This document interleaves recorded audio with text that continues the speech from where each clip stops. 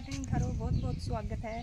आज है सावन को पहलो सोमवार, तो मैं करियो है सासू बुआ सोमवार। अब जाके वहाँ मंदिर, यो है मारो मंदिर की थाली, एक माँ ये मैं रखे ही। अब मंदिर मारूँ थोड़ी दूर है, थोड़ा लेट होगा क्योंकि बारिश आ गई। आज पहले सोमवार ने भी बारिश आई और सावन का पहले दिन भी बारिश आई है। बहुत अच्छो मतलब सावन है, एकदम जड़ लाग रही है।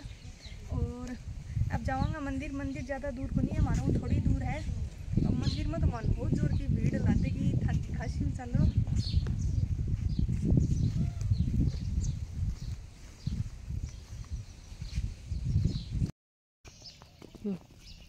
हाँ अब आ गई हमें। अब जैसे सासू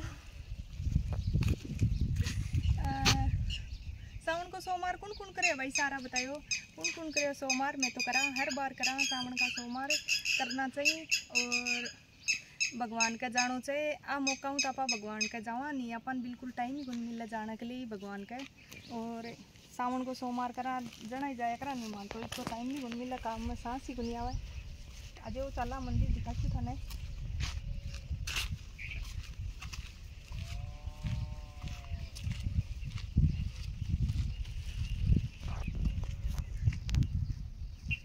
लो जी अब आ गया हम मंदिर। इज हमारा माता जी को मंदिर और शिव जी को मंदिर दोनों ही। ए देखो